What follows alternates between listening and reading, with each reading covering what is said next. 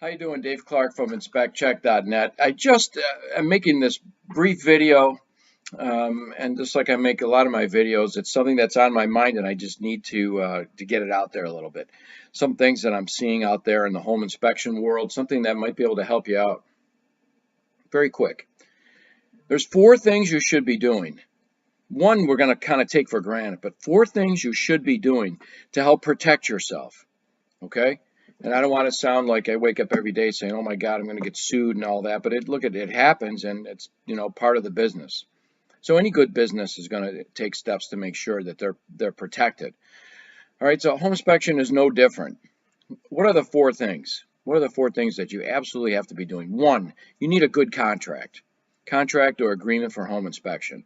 And I'm not a lawyer. I don't play one on TV, and I don't expect to be able to write that without having some type of legal help. I'm not going to say, "Oh, I got it from a really good website or from some group or whatever." It should be reviewed by an attorney that has some knowledge in this, or maybe somebody, but definitely it should be reviewed, and it should be executed. What I mean executed is it should be signed prior to you doing the home inspection. And any additional services need to be in there. Okay. Also, any language that's mandated by your state needs to be in there. Again, that's why you need somebody with some knowledge. So that's the first thing. That's thing number one. Make sure you have a good contract. Make sure it's executed prior to starting that home inspection, or at the very least before you give the report out. All right. After that, that's one of the most important things. One of the most important things. Okay. Next thing is, make sure your client understands what a visual home inspection is. Even if they read the contract, and many times they don't read it, they just sign it, they don't understand that. So I have a spiel that I do every time, and I greet them. Remember, many times you're seeing your client for the first time, and I'll say, "Today we're performing a visual home inspection. It's not technically exhaustive." And I'm looking right at them. A technically exhaustive inspection is something where I would bring samples back to a laboratory, or we would have experts in different disciplines doing forensic inspection on the house. That's not what we're doing today. Today, I'm conducting a visual home inspection, and I'm giving you my professional opinion on the systems and items that I'm required to inspect and their condition on today's date.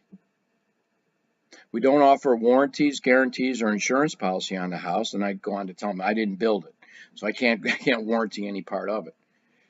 They need to be clear. Sometimes I repeat it a second time. We're conducting a visual home inspection only, and you're paying for my professional opinion on the condition of the systems and items inspected on today's date. And I ask them if they have any questions on that. It's very important. That has to get in their mind that, okay, so this guy's only giving me a professional opinion on the systems and items that he's required to inspect, and their condition is based on today's date. Okay, now that's not to say you can't say it's nearing the end of its serviceable life or there's some rust on it, whatever. But they need to understand you don't have a crystal ball. I think that's very important right off the top. Before I do anything, before I put my ladder up, I say that to them. And if they've signed the contract, great. I said that we went over that in the contract, or you saw that in the contract. If not, I'll give them the contract to look at it and sign it and see if they have any questions. All right, that's the second thing that you got to do.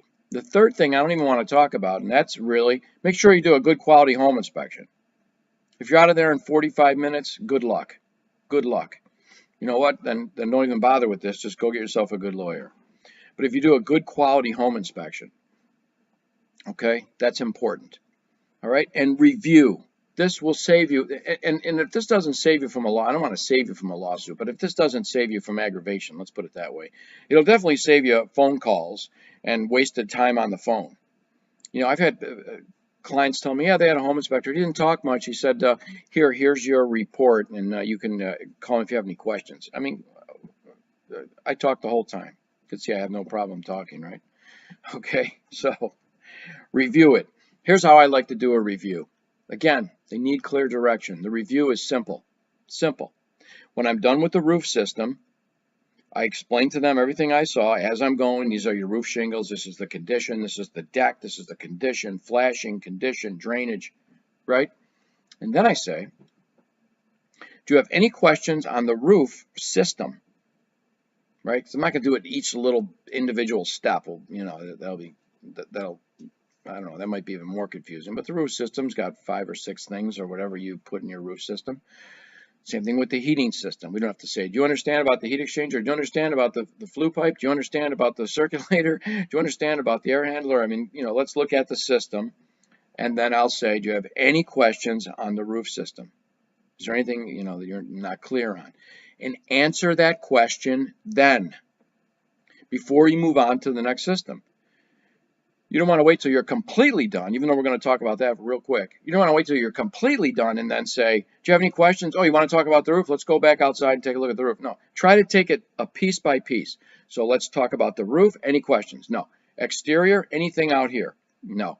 Foundation, anything on the foundation? Structure, and you know what I'm saying? So as you're going, so you're progressing through that home inspection, and the client has clear understanding on that system before you move on to the next, because you're giving them a lot of information in those 4 hours or 3 hours, okay, or 45 minutes. No, I'm kidding. All right, so you're going to do that for all the systems. When you're done, you're going to you know, get your stuff together, and you're going to again ask them, is there anything you want to take a second look at? Is there anything that you're not clear on? If you have the ability to show them the report right then and there, I know in SpecCheck we can just hit PDF, even if it's not completed, and it'll go through it, or you can, if it is completed, you can create a summary, whatever you want to do. When I used to use paper reports, I would literally open it up in front of them and flip through the pages. Now I scroll on an iPad, right? But whatever you need to do, I think it's a good idea. Even if they say, no, I understand everything, I still think it's a great idea to look at the bullet points. So let's look at the most significant issues or deficiencies. Definitely take a look at that. I think that that's very important. Those 4 things, really 3 things, plus doing a good home inspection. I mean, you can't say enough about that. I'm assuming that you're all doing a great home inspection. But those 3 things, get that contract signed. Make sure you have a good spiel explaining to them what you're doing. Set their expectations. You set the expectations. And make sure that when you're done with each section, you review it and take your time. You'd rather answer the question right then and there when you're there and try to, you know, get on the phone and answer it later. Ask that question then when you're completely done, ask them one more time. Is there anything else you have any questions on?